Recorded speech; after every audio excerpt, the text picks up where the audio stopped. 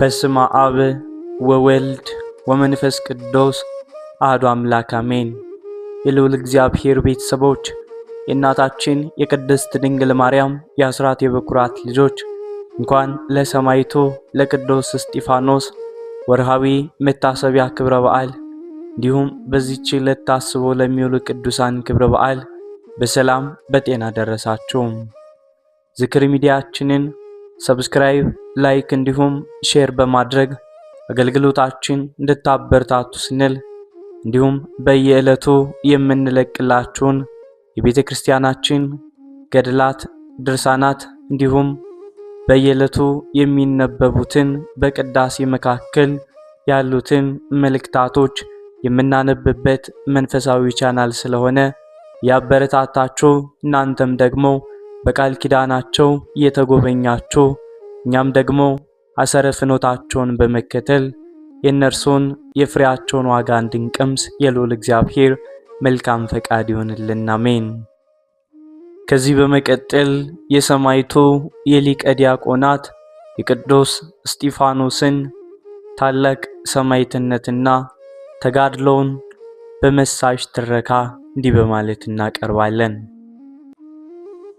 ጌታችን ኢየሱስ ክርስቶስ ወደ ሰማይ ካረገና መንፈስ ቅዱስ በሐዋርያት ላይ ከወረደ በኋላ በኢየሩሳሌም የነበረችው የመጀመሪያዋ የክርስቲያን ማህበረሰብ እንደ ንጋት ፀሐይ ፈንጥቃ ትበራ ነበር።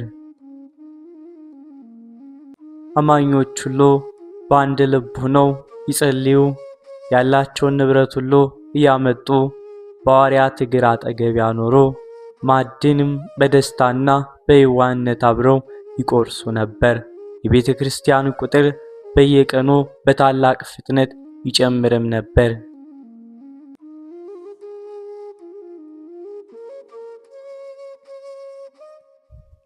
ነገር ግን ማህበሩ እያደገ ሲሄድ ሰይጣን በመካከላቸው የቅሬታና የብጥብጥ ዘር መዝራት ጀመረ። በዚያ ጊዜ በኢየሩሳሌም የነበሩት ክርስቲያኖች በሁለት ዋና ዋና ክፍሎች የተከፈሉ ነበሩ። የአገሬው ተወላጅ የሆኑትና የዕብራይስጥ ቋንቋ ተናጋሪ የሆኑት አይሁድ ክርስቲያኖችና በሌላው ዓለም ተበትነው ኖረው ወደ ኢየሩሳሌም የመጡ የግሪክ ቋንቋ ተናጋሪ የሆኑት ሄሌኒስቶች አይሁድ ክርስቲያኖች ነበሩ።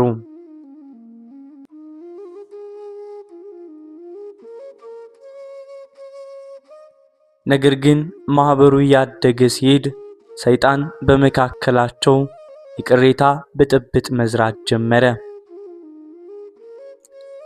ቀኑን ሙሉ በሚደረገው የምግብና የእርዳታ ክፍፍል በማዕድ አገልግሎት ወቅት የግሪክ ቋንቋ ተናጋሪዎች ወገኖች በዕብራይስጥ ተናጋሪዎቹ ላይ ማጉረምረም ጀመሩ።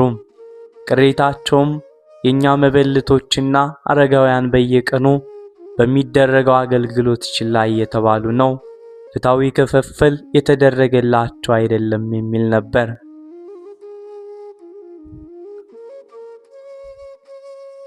ይህ ማጉረምረም ገና በጽንሱ ያለችውንና በፍቅር የተጠራችውን ቤተክርስቲያን አንድነት ሊንድ የሚችል አደገኛ ፈተና ሆነ። 12 ሐዋርያት ይህንን ችግር በተመለከቱ ጊዜ ዋናው የሐዋርያት ጥሪያቸው የእግዚአብሔርን ቃል መስበክና መጸለይ መሆኑን ያውቁ ነበር።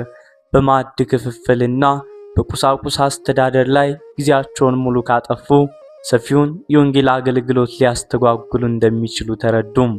ስለዚህ ጥልቅ የሆነ መለኮታዊ ጥበብ የተመላበት ውሳኔ አስተላለፉም። የደቀ መዛሙርቱን ማህበር በአንድነት ጠርተው እንዲህ አሏቸው፣ እግዚአብሔርን ቃል ትተን ማዕድን እናገለግል ዘንድ የማይገባ ነገር ነው። ስለዚህ ወንድሞች ሆይ በመልካም የተመሰከረላቸውን መንፈስ ቅዱስና ጥበብ የሚሞላባቸውን 7 ሰዎች ከናንተ ምረጡ። ለዚህም ጉዳይ እንሾማቸዋለን።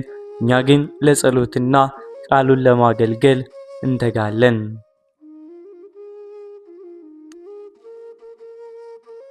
የሐሳብ ማህበሩን ሁሉ ደስ አሰኛቸው። ሐዋርያት የፈለጉትን ተራ ምግብ አከፋፋዮችን ሳይሆን በውስጣቸው መለኮታዊ ሰላምና መንፈሳዊ ብስለት ያላቸውን ሰዎችን በፍትህና በፍቅር ማስተናገድ የሚችሉ መሪዎችን ነበር።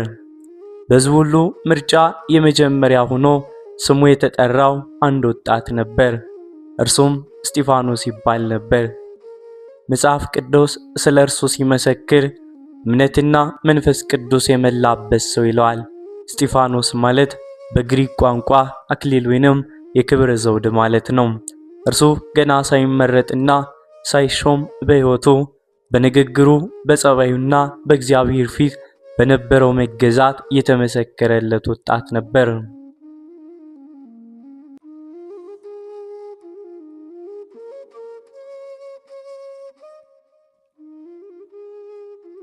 ከእስጢፋኖስ ጋር ተጨማሪ 6 ታማኝ ወንድሞች ፊልጶስ፣ ቆጵሮስ፣ ኒቃሮንና ቲሞና ፓርሜና ወደ ይሁዲነት ገብቶ የነበረው የአንጾኪያው ኒቆላስ ተመረጡ። ሕዝቡም እነዚህን 7 የተመረጡ ቅዱሳት ወንዶች በሐዋርያት ፊት አቆማቸው። ሐዋርያት ከጸለዩ በኋላ እጃቸውን ጫኑባቸው። ይህ እጅ መጫን ተራ ሥርዓት ሳይሆን የመንፈስ ቅዱስን ጸጋ፣ ሥልጣንና መለኮታዊ ኃይል ለአገልግሎት ማስተላለፊያ ነበረ። በዚህም የዲያቆናት አገልጋዮች አገልግሎት በቤተ ክርስቲያን ታሪክ ውስጥ በይፋ ተጀመረ። እስጢፋኖስ የተሾመው ማዕድን ለማገልገል የድሆችን እንባ ለማበስና መበለቶችን ለመንከባከብ ቢሆንም እርሱ ግን ብዙ ታላላቅ ሥራዎችን ይሰራም ነበር። በዚያ ብቻ ሊገደብ አልቻለም። እርሱ ለተሰጠው ታናሽ አገልግሎት ፍጹም ታማኝ ሲሆን እግዚአብሔር ደግሞ ታላቅ ጸጋን ጨመረለት። መጽሐፍ ቅዱስ እንደሚለው እስጢፋኖስም ጸጋንና ኃይልን ተመልቶ በሕዝቡ መካከል ታላላቅ ድንቅና ምልክትን ያደርግ ነበር። እስጢፋኖስ ድሆችን በምግብ በሚያገለግልበት በዚያው እጁ በታመሙት ላይ ሲጭን ድውያን ይፈወሱ ነበር። በኃጢአትና በጭንቀት ለታሰሩት ነፍሳት ነፃነትን ያውጅ ነበር። ፊቱ በደስታና በሰማያዊ ሰላም የተመላ ነበር። እርሱ በተሰጠው አገልግሎት ውስጥ ራሱን ዝቅ አድርጎ ክርስቶስን ብቻ ከፍ ስላደረገ መለኮታዊው ኃይል በራሱ ላይ እንደ ጅረት ይፈስ ነበር።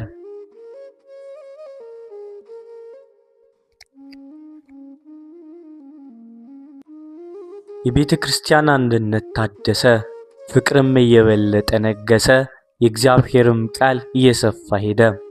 ይሁን እንጂ ይህ የእስጢፋኖስ መንፈሳዊ ብርሃንና በሕዝቡ ዘንድ ያገኘው ተወዳጅነት በጨለማ ውስጥ ለሚኖሩ የአይሁድ ሃይማኖት መሪዎችና ምኩራቦች ታላቅ ስጋትና ቅናት መሆን ጀመረ።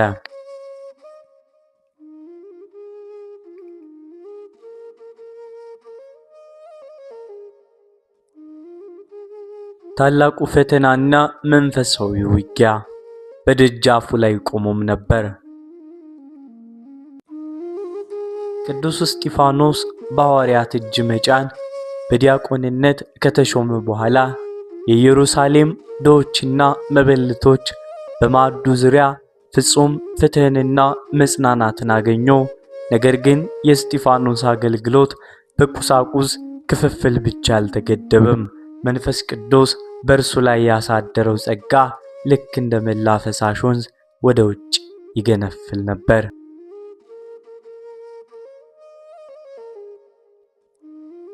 መጽሐፍ ቅዱስ ስለ እርሱ ሲመሰክር እስጢፋኖስም ጸጋንና ኃይልን ተመልቶ በሕዝቡ መካከል ታላላቅ ድንቅና ምልክትን ያደርግ ነበር ይላል። እስጢፋኖስ ወደ ሰፈሩና ወደ አደባባዩ ሲወጣ ተራ አገልጋይ አልነበረም፣ እግዚአብሔር የሕያው ቃል መገለጫ እንጂ። በበሽታ ለዓመታት ተሰቃይተው አልጋ ላይ የቀሩት ሽባዎች በእርሱ ጸሎት ይነርሱ ነበር። በጨለማ ውስጥ ይኖሩ የነበሩ ዕውሮች የብርሃንን ዓለም ያዩ ነበር። በክፉ መናፍስት የታሰሩትም ነፃ እየወጡ እግዚአብሔርን እያመሰገኑ ይኖሩ ነበር።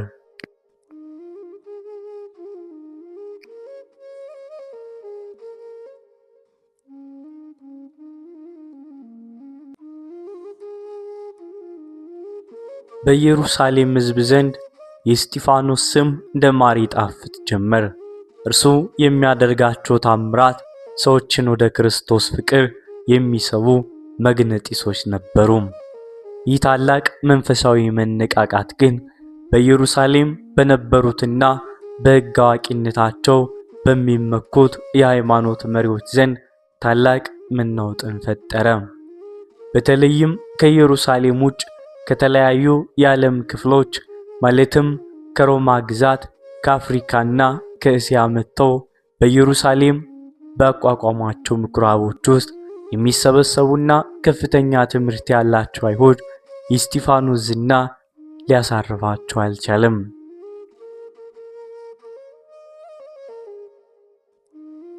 በወቅቱ የነፃ አውጪዎች ወይንም ሊበርተኞች ከተባለችው ምኩራብ እንዲሁም ከቀሬና፣ ከእስክንድሪያ፣ ከቄልቆደንያ፣ ከእስያ የመጡ ታዋቂ ምሁራንና የኦሪት ሕግ ተከራካሪዎች በአንድነት ተነሱ። ዓላማቸው አንድ ብቻ ነበር፤ ይህንን ወጣት ዲያቆን በሕዝብ ፊት በክርክር አዋርዶ እርሱ የሚሰብከውን የናዝሬቱን ኢየሱስ ስም ማጥፋት።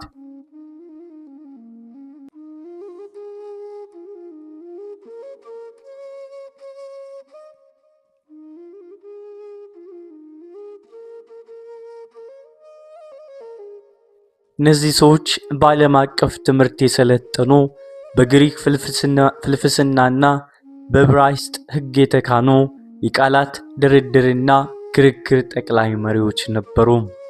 እስጢፋኖስን በመካከላቸው አድርገው በሙሴ ሕግ፣ በቤተ መቅደሱ ሥርዓትና በነቢያት ትንቢት ዙሪያ ጥያቄዎችን ያዥረበርቡ ጀመር። ክርክሩ ቀላል ክርክር አልነበረም፤ የአደባባይ ላይ የሐሳብ ፍልሚያ ነበር እንጂ።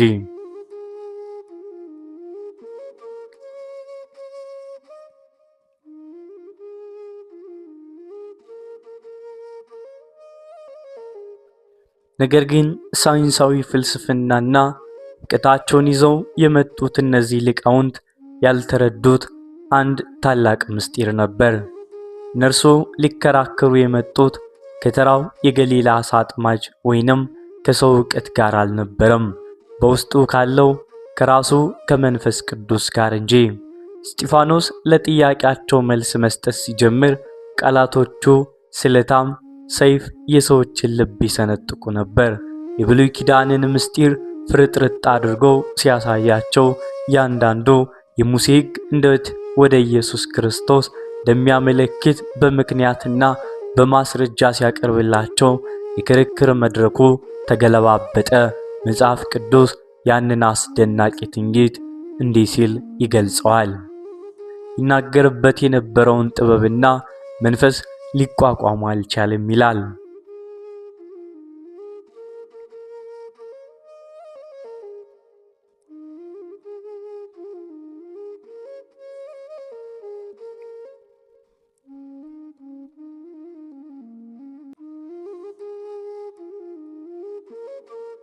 አው ያንን ሰማያዊ ጥበብና መለኮታዊ ኃይል መቋቋም የሚችል የሰው ልጅ ፍልስፍና አልነበረም። እስጢፋኖስ ሲናገር ቃሉ ብቻ ሳይሆን በፊቱ ላይ የሚታየው ቅዱስ ትሕትናና በእግዚአብሔር የመታመን መንፈስ ተቃዋሚዎቹን የአፍረት ማቅ ያለብሳቸው ነበር። ሊረቱትና ስተት ሊያገኙበት በመከሩ ቁጥር በእርሱ ጥበብ ፊት እየተሸነፈው አንገታቸውን ይደፉ ነበር። ይህ በሕዝቡ ፊት መሸነፋቸውና በጥበብ መጣበላቸው በእነዚህ ትዕቢተኞች አይሁድ ውስጥ የነበረው ኩራት ወደ ከፋ ጥላቻና በቀል ቀየረው።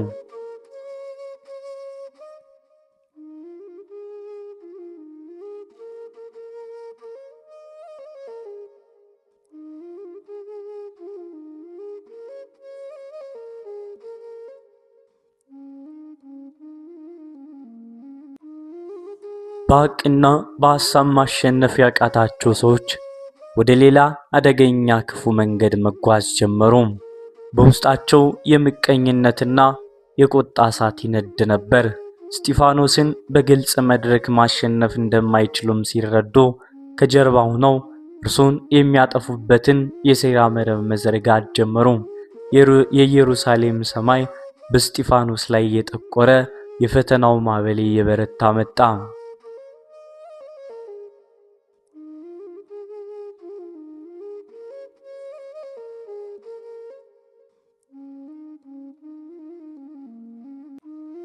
በክርክሩ አደባባይ በቅዱስ እስጢፋኖስ ሰማያዊ ጥበብና በመንፈስ ቅዱስ ኃይል ፊት መቆም ያቃታቸው የምኩራብ መሪዎችና ሊቃውንት ፍጹም በሆነ የኀፍረትና የውርደት ማቅ ተከናነቡ። በትንቢትና በእውቀታቸው ይመኩ የነበሩት እነዚህ ሰዎች በአንድ ወጣት ዲያቆን ፊት እንዲህ በቀላሉ መሸነፋቸውን ሊቀበሉት ፈጽሞ አልቻሉም። እውነት ሲገለባበጥባቸው ንስሐ ከመግባት ይልቅ በልባቸው ውስጥ የነበረው ምቀኝነትና ቁጣ ወደ አደገኛ ክፉ በቀል ተቀየረ። በንጽህናና በሐቅ ማሸነፍ ያቃታቸው ሰዎች ሁልጊዜም ብቸኛ መሸሸጊያቸው ወደሚሆነው የሴራና የውሸት መንገድ አመሩ። እስጢፋኖስን በሕግ አደባባይ ለመወንጀልና ሕይወቱን ለማጥፋት ከጀርባ ሆነው ድብቅና ስልታዊ መረብ መዘርጋት ጀመሩ። መጽሐፍ ቅዱስ ያንን ጨለማ የተመላበትን ምዕራፍ ሲገልጽ እንደዚህ ይላል። በዚያ ጊዜ በሙሴ ላይ በእግዚአብሔርም ላይ የስድብን ቃል ሲናገር ሰምተነዋል የሚሉ ሰዎችን በሐሰት ምስክሮች ዘንድ አነሳሱበት ይላል።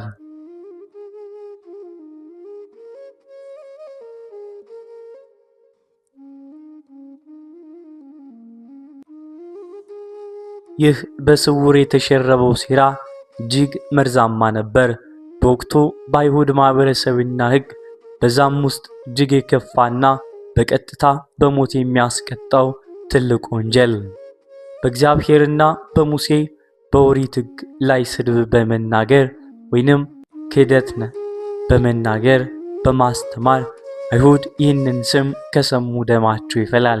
ሴራ አሳሪዎችም ይህንን ጠንቅቀው ስለሚያውቁ ለእግዚአብሔርና ለሕዝቡ እጅግ የሚቀኑ አስመስለው በገንዘብ የገዟቸውንና ሕሊናቸውን የሸጡ የሐሰት ምስክሮችን አዘጋጁ።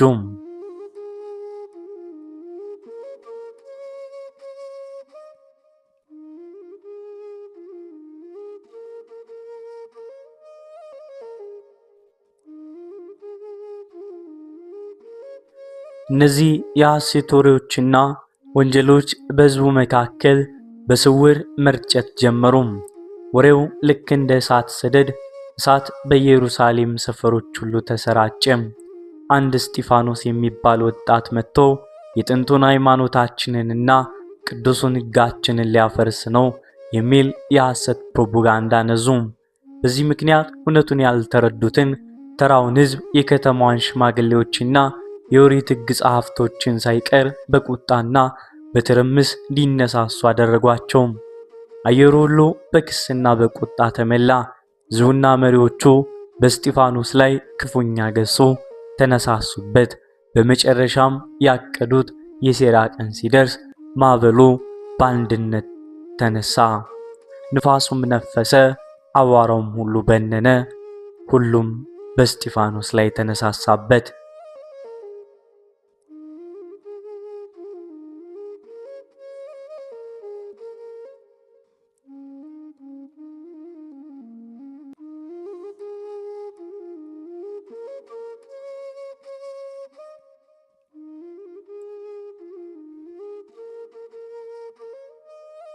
ቅዱስ እስጢፋኖስ እንደ ልማዳቸው ድሆችንና መበለቶችን በማገልገል ወይንም የእግዚአብሔርን ቃል በአደባባይ በድፍረት በማስተማር ላይ ሳለ በድንገትና በኃይል መጡበት። ልክ ጌታችን ኢየሱስ ክርስቶስን በጌቴሰማኒ የአትክልት ስፍራ በአመፅ እንደያዙት እንደዛ ሁሉም በእስጢፋኖስ ላይ ዘለው ወደቁበት። ያለምንም ርኅራኄ በኃይል እየጎተቱና እየገፉ ወደ አይሁድ ከፍተኛ የፍርድ ሸንጎ ሳንሄድርስ ወሰዱት። ይህ ሳንሄድሪን ሸንጎ የሊቀ ካህናቱ የፈሪሳውያንና የሰዱቃውያን መሪዎች በአንድነት ተቀምጠው የሞት ፍርድ ጭምር የሚያስተላልፉበት ታላቁና አስፈሪው የፍርድ አዳራሽ ነበር።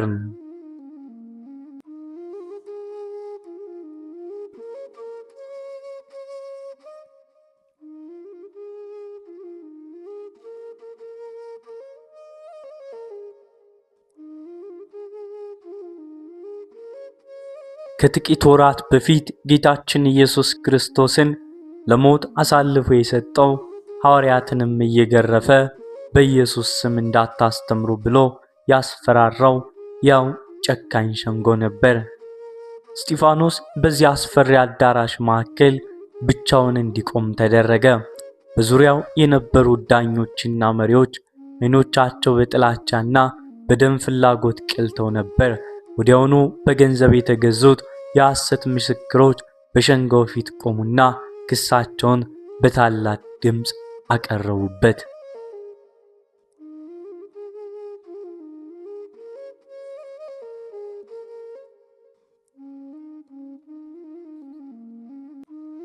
ክሱም እንደዚህ የሚል ነው። ይህ ሰው በዚህ በተቀደሰው ስፍራ በሕግ ላይ የስድብ ቃል ለመናገር አይተውም።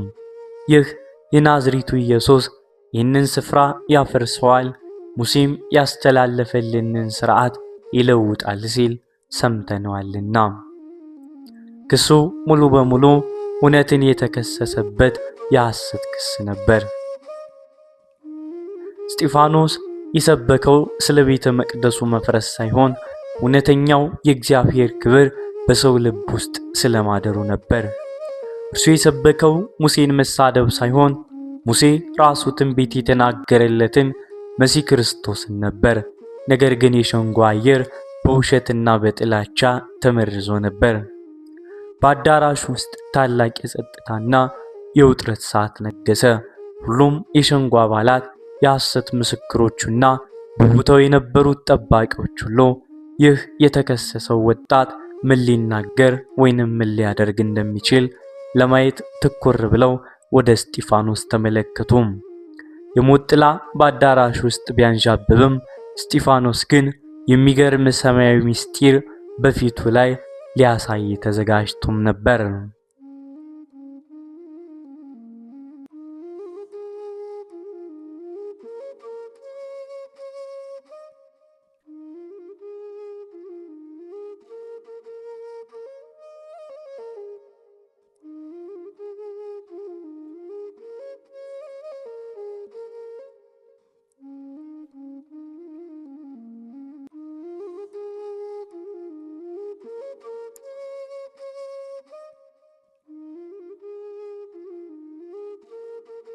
በአይሁድ ከፍተኛ የፍርድ ሸንጎ አዳራሽ ውስጥ የነበረው አየር በጥላቻ በጭካኔና በሞት ዛቻ ተሞልቶ ነበር።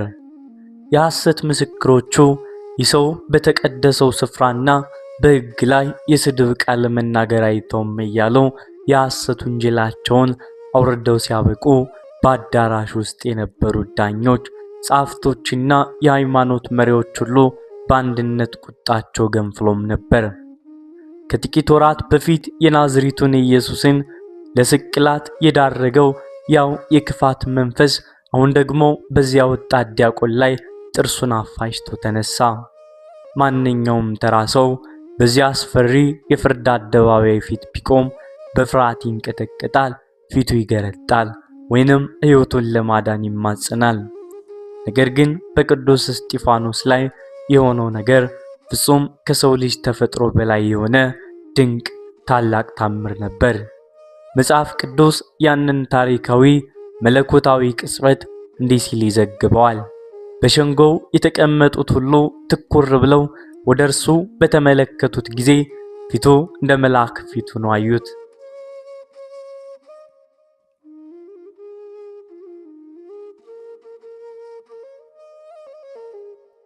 አዎ በጥላቻ የተሞሉት የሳንሄድሪን አባላት እስጢፋኖስን ለማስፈራራትና ውርደቱን ለማየት ትኩር ብለው ሲመለከቱት ያዩት ነገር ግን አስደነገጣቸው። በፊቱ ላይ ምንም አይነት የፍርሃት፣ የጭንቀት ወይንም የቁጣ ምልክት አልነበረም። ይልቁንም ፊቱ እንደ ፀሐይ ያበራ፣ በሰማያዊ ብርሃንና መለኮታዊ ጸጋ የተመላ ነበር። ይህ እንደ መልአክ ፊቱ የሚያበራ ምን ማለት ነው? እስጢፋኖስ በውስጡ ካለው ፍጹም ንጽህናና ከእግዚአብሔር ጋር ካለው ጥልቅ አንድነትና ከመንፈስ ቅዱስ መመላት የተነሳ ሰማያዊ ሰላም በፊቱ ላይ ይንጸባረቅ ነበር። ልክ በብሉይ ኪዳን ነብዩ ሙሴ ከእግዚአብሔር ጋር ተነጋግሮ ከሲና ተራራ ሲወርድ ፊቱ እንደ እሳት ያበራና ሕዝቡ ሊያዩት እንዳልቻሉ ሁሉ አሁን ደግሞ በእስጢፋኖስ ላይ ያው የእግዚአብሔር ክብር በግልጽ ታየም።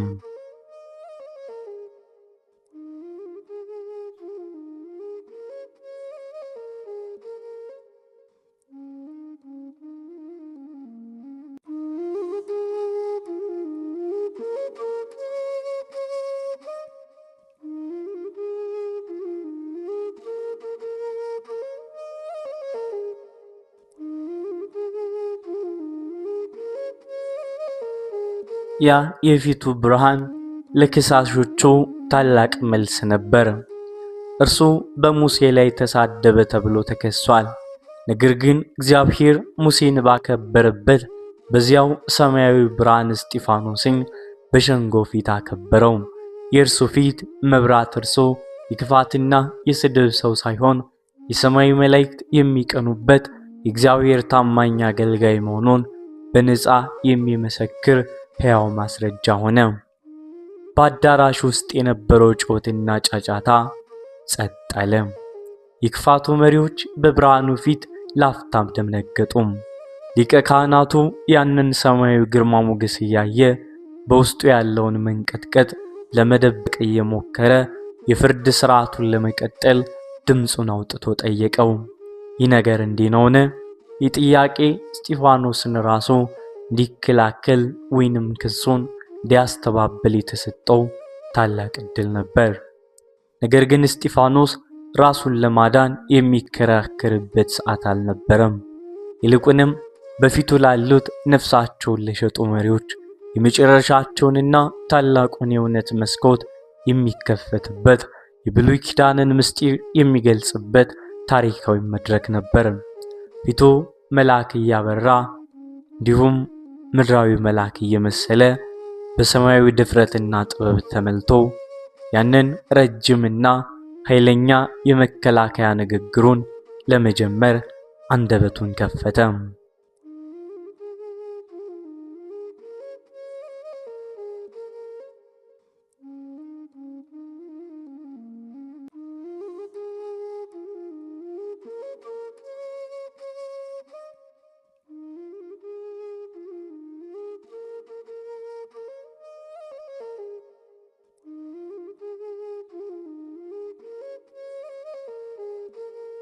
ሊቀ ካህናቱ የክስ ጥያቄውን ሰንዝሮ በአዳራሽ ውስጥ ፍጹም ጸጥታ በሰፈነበት ወቅት ቅዱስ እስጢፋኖስ ፊቱ እንደ መልአክ እያበራ ሰማያዊ ድምፁን አሰማ።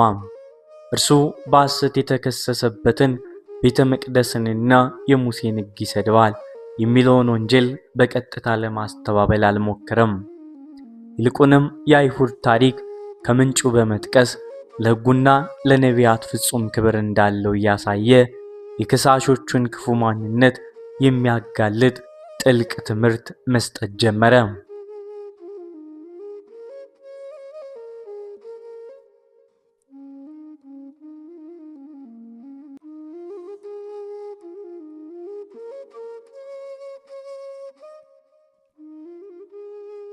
እስጢፋኖስ ንግግሩን የጀመረው በትህትናና በታላቅ አክብሮት ነበር። ወንድሞችና አባቶች ሆይ ስሙ። የክብር አምላክ ለአባታችን ለአብርሃም በካራን ሳይቀመጥ ገና በሁለት ወንዞች መካከል ሳለ ታየው። እስጢፋኖስ የአይሁድን ታሪክ ከአብርሃም ጥሪ ጀምሮ መተረክ ጀመረ። እግዚአብሔር ለአብርሃም የገነባውን ቃል ኪዳን ስለ ይስሐቅና ስለ ያዕቆብ ከዚያም የያዕቆብ ልጆች የእስራኤል አባቶች በወንድማቸው በዮሴፍ ላይ በምቀኝነት ተነስተው እንዴት ወደ ግብጽ ለባርነት እንደሸጡት በዝርዝር አስታወሳቸው። እዚህ ላይ እስጢፋኖስ የመጀመሪያውን ፍንጭ ሰጣቸው። አባቶቻቸው እግዚአብሔር የመረጠውንና ሊያድናቸው የመጣውን ዮሴፍን በምቀኝነት እንደጠሉት ሁሉ አሁንም በሸንጎ ያሉ መሪዎች ያንኑ ምቀኝነት እየደገሙት እንደሆነ በተዘዋዋሪ ያሳያቸው።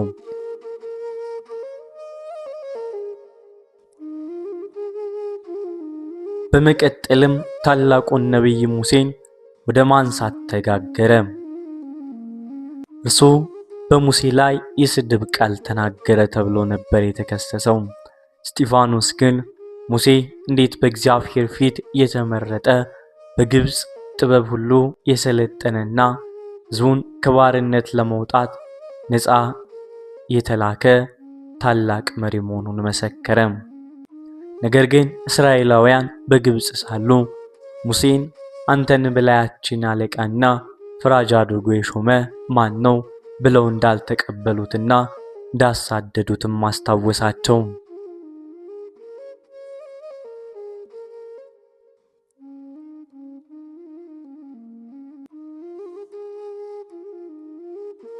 እስጢፋኖስ በንግግሩ ውስጥ የአይሁድን ታሪክ ቁስል እየነካ በጥንካሬ ቀጠለ። ሙሴ በሲና ተራራ ከእግዚአብሔር ዘንድ ሕያው ቃላትን ኦሪትን በተቀበለ ጊዜ እንኳ አባቶቻቸው ሊታዘዙት እንዳልወደዱ ይልቁንም ወደ ግብፅ ጣዖታት ልባቸው እንደተመለሰና በበረሃ የወርቅ ጥጃ አድርገው እንደሰገዱ በድፍረት ተናገረ። በዚህም እስጢፋኖስ ሕዝቡን የጣሱና የናቁት እርሱ ሳይሆን ራሳቸው ከሳሾቹና አባቶቻቸው መሆኑን አረጋገጠ። በመጨረሻም ወደ ተከሰሰበት ሁለተኛው ነጥብ ማለትም ወደ ቤተ መቅደሱ ጉዳይ መጣ። አባቶቻቸው በበረሃ የእግዚአብሔር መገኘት ምልክት የሆነችውን የምስክር ድንኳን እንደነበራቸው ከዚያም ሰሎሞን ታላቅ ቤተ መቅደስ እንደሰራላቸው ገለጸ። ነገር ግን አይሁድ እንደሚያስቡት እግዚአብሔር በአንድ ሕንፃ ውስጥ ብቻ የሚገደብ አምላክ እንዳልሆነ በነቢዩ ኢሳይያስ ቃል እንዲህ ሲል አስረዳቸው።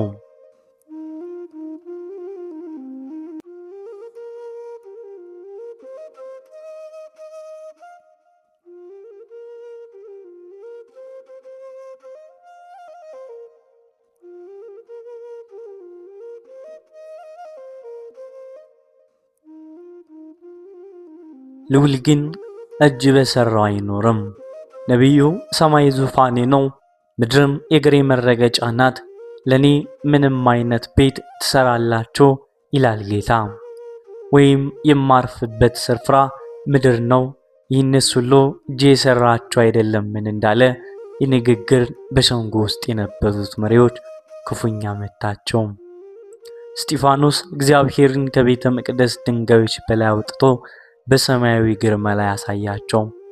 የእስጢፋኖስ ንግግር ተራ የመከላከያ ንግግር አልነበረም።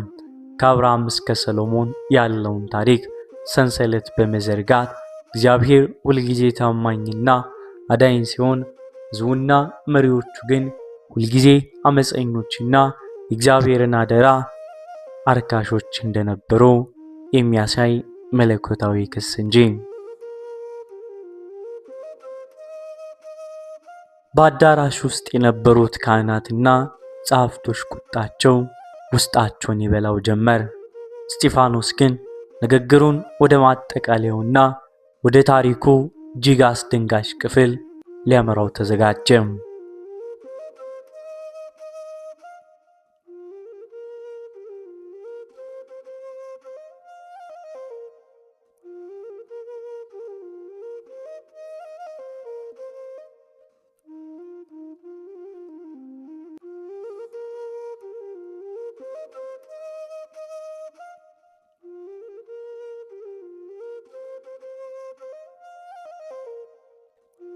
ቅዱስ እስጢፋኖስ ከአብርሃም ጥሪ እስከ ሰሎሞን ቤተ መቅደስ ድረስ ያለውን የእግዚአብሔርን ታማኝነትና የእስራኤልን አመፀኝነት በዝርዝር አስረድቶ ካበቃም በኋላ በሸንጎ ውስጥ የነበረው ድባብ ሙሉ በሙሉ ተለወጠ።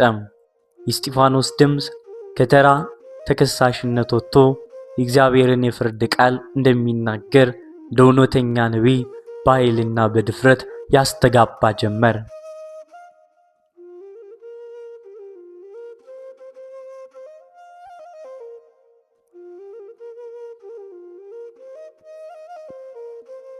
እርሱ በፊቱ የተቀመጡት ሊቃነ ካህናቱ፣ ጸሐፍቶችና የፈሪሳውያን መሪዎች ልባቸው በቁጣና በቅናት ተመልቶ ሰማያዊውን እውነት ለመቀበል ጆሮአቸውን እንደደፈኑ በመንፈስ ተረዳ። ስለዚህ ንግግሩን ሲያጠቃልል የቃላት መሸንጊያ ሳያበጅላቸው እውነተኛ ማንነታቸውን በብርቱ ቃላት ፊት ለፊት እንዲህ ሲል ገለጸው። እናንተ አንገተ ደንዳኖች፣ ልባችሁም ጆሮአችሁም ያልተገረዘ፣ እናንተ ሁልጊዜ መንፈስ ቅዱስን ትቃወማላችሁ። አባቶቻችሁ እንደነበሩ እናንተም እንዲሁ ናችሁ። ይህ ቃል በሕግና በሥርዓት እንመካለን ለሚሉት የአይሁድ መሪዎች እጅግ ከባድና መርዶ የሆነ ቃልም ነበር።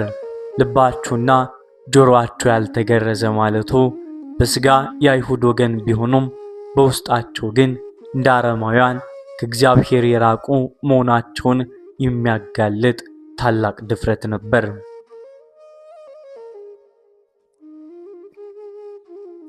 እስጢፋኖስ በጥንታዊ አባቶቻቸውና በፊቱ ባሉት መሪዎች መካከል ያለውን የክፋት ሰንሰለት በመቀጠል እንዲህ አላቸው። ከነቢያትስ አባቶቻችሁ ያላሳደዱት ማን ነው? ጻድቁም ይመጣ ዘንድ አስቀድሞ የተናገሩትን ገደሏቸው። አሁንም እናንተ እርሱን አሳልፋችሁ ሰጣችሁት፣ ገደላችሁትም። ሕግን በመላእክት ሥርዓት ተቀብላችሁ አልጠበቃችሁትም።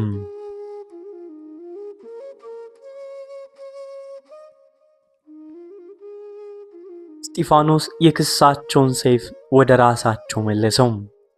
የወረወሩትን ድንጋይ ወደ እነርሱ መልሶ ይቀውራቸው ጀመር። እርሱን ሕግን ይሽራል ብለው ከሰውት ነበር።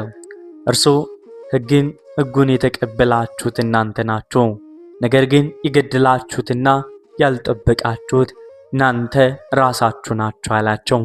ከሁሉ በላይ ደግሞ ነቢያት ሁሉ ትንቢት የነገሩለትን ዓለም ለማዳን የመጣውን ጻድቁን ጌታችን ኢየሱስ ክርስቶስን አልፋና ኦሜጋ ዘላለም የሚኖር ዓለምን አሳልፎ የኖረ ወደፊትም የሚኖር አሳልፎ የሰጡና የገደሉ ነፍሰ ገዳዮች መሆናቸውን በአደባባይ አወጀባቸው።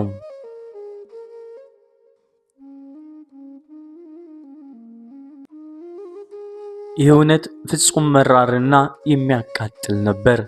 መጽሐፍ ቅዱስ ያንን በሸንጎ ውስጥ የተቀጣጠለውን የታላቅ ቁጣና የአጋንንት መንፈስ መነሳሳት እንዲህ ሲል ይገልጸዋል። ይህንም በሰሙ ጊዜ በልባቸው በጣም ተቆጡ፣ ጥርሳቸውንም አፋጩበት። በአዳራሽ ውስጥ የነበረው ቁጣ ልክ እንደ እሳተ ገሞራ ፈነዳ። የሸንጎ አባላት በእስጢፋኖስ ቃል ኃይለኝነትና በራሳቸው የሕሊና ወቀሳ የተነሳም ውስጣቸው በቁጣ ተቀጣጠለ። እውነቱን ማስተባበል ስላልቻሉና የሰማዩ ጥበብ ስላሸነፋቸው እንደ አራዊት ጥርሳቸውን በላዩ ላይ ያፋጩበት ጀመር።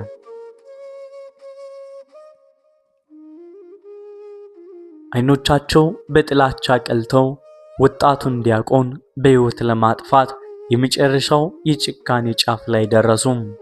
በአዳራሽ ውስጥ ታላቅ ጩኸት፣ ሁከትና ግርግር ነገሰ። የሞት ጥላ በእስጢፋኖስ ዙሪያ በግልጽ አጸላ። ነገር ግን በዚያ አስፈሪ የቁጣ ማዕበል መካከል ቅዱስ ታላቁ እስጢፋኖስ አሁን ፍጹም ሰላም ነበረው። ምድራዊ ፍርድ ቤት ጥርሱን ቢያፋጭበትም ሰማያዊ የክብር በር ለእርሱ ታላቅ አክሊል ፊት ለፊቱ እንደሚጠብቀው ያውቃልና ሰዓቱ ሊከፈት ሰዓቱ ደርሶ ነበር።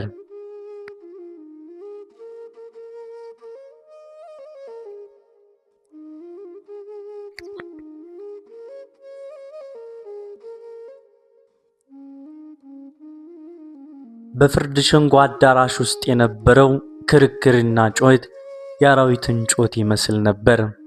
የካህናቱና የፈሪሳውያኑ ልብ በእውነቱ መራርነት ስለተቃጠለ በአንድ ወጣት ላይ ሊያሳዩት የሚችሉትን የጭካኔ ጫፍ ሁሉ ይዘው ጥርሳቸውን ያፋጩበት ነበር።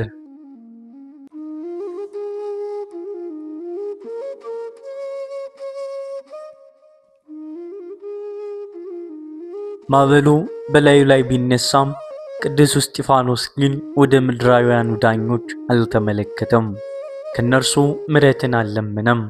መጽሐፍ ቅዱስ ያንን ታሪካዊና መለኮታዊ ቅጽበት እንዲህ ሲል ይገልጸዋል። እርሱ ግን በመንፈስ ቅዱስ ተሞልቶ ወደ ሰማይ ትኩር ብሎ ተመለከተ፣ የእግዚአብሔርን ክብር፣ ኢየሱስንም በእግዚአብሔር ቀኝ ቆሞ አየ።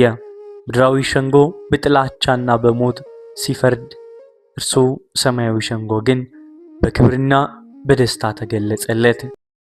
እስጢፋኖስ ምድራዊውን አዳራሽ አልፎ የሰማያትን መጋረጃ ጥሶ የፈጣሪውን ታላቅ ክብር ተመለከተ።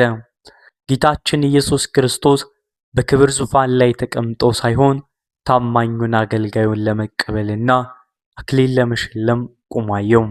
እስጢፋኖስ ያየውን አስደናቂ ሰማያዊ ምስጢር በዚያ የሞት አዳራሽ ውስጥ ላሉት ጠላቶቹ በታላቅ ድምፅ መሰከረላቸው። እነሆ ሰማያት ተከፍተው የሰው ልጅም በእግዚአብሔር ቀኝ ቆሞ አየሁ አለ።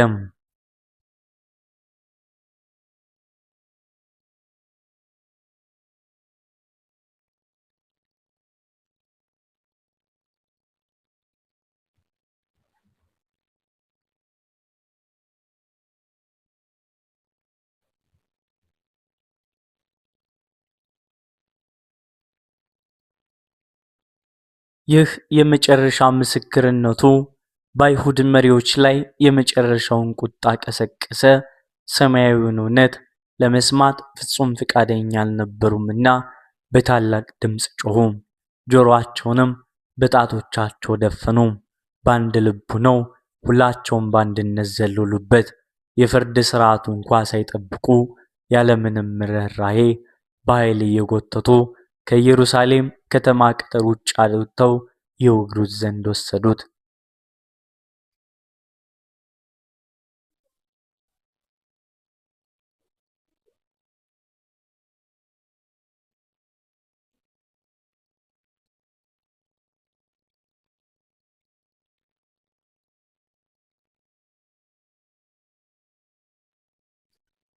ከከተማው ውጭ ወደሚገኘው የድንጋይ መወገሪያ ስፍራ ሲደርሱ ጨካኞች ገዳዮች እጃቸውን ያቀኑ ዘንድና ድንጋዩን በኃይል ይወረውሩ ዘንድ ከባድ የነበረውን መደረቢያ ልብሳቸውን አወለቁ።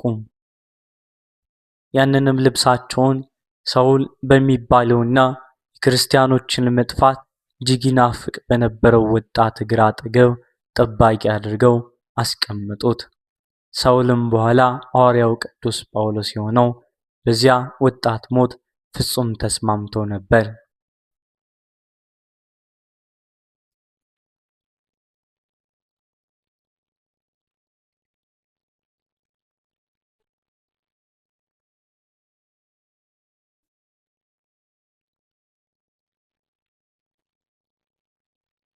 ከዚያም አስፈሪው የድንጋይ ናዳ በእስጢፋኖስ ላይ ይወርድ ጀመር። ትላልቅና ስለታም ድንጋዮች በንጹሕ አካል ላይ እየተሰባበሩ ደሙ እንደ ጅረት መሬቱን ያጠጣው ነበር።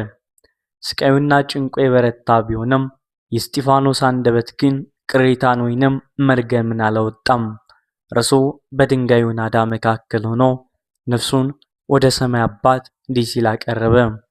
ጌታ ኢየሱስ ሆይ ነፍሴን ተቀበል እያለ ይጸልይ ነበር።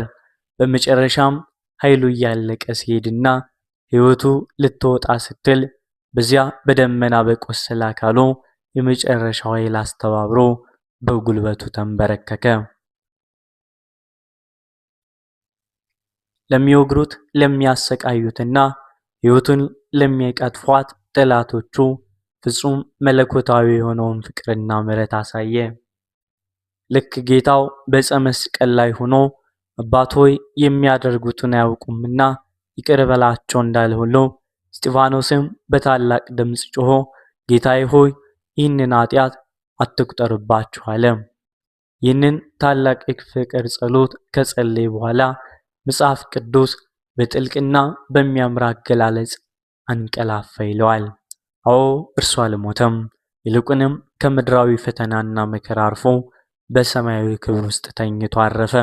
ቅዱስ እስጢፋኖስ በሰዎች ፊት በድንጋይ ተወግሮ በአሰቃቂ ሁኔታ የተገደለ ቢመስልም በእግዚአብሔር ፊት ግን የክርስትና መጀመሪያው ሰማዕት፣ ቀዳሚ ሰማዕትና የመጀመሪያው ዲያቆን በመሆን የሰማያዊውን ክብር የማይጠፋ የድል አክሊል ተቀዳጀም። የእርሱ ሰማዕትነትና ለጠላቶቹ የጸለየው ጸሎት ነገር ግን በዚህ አላበቃም።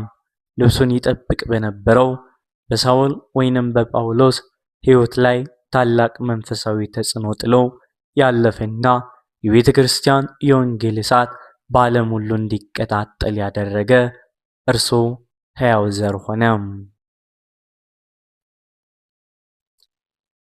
ወስብሐት ለእግዚአብሔር ወለወላዲቱ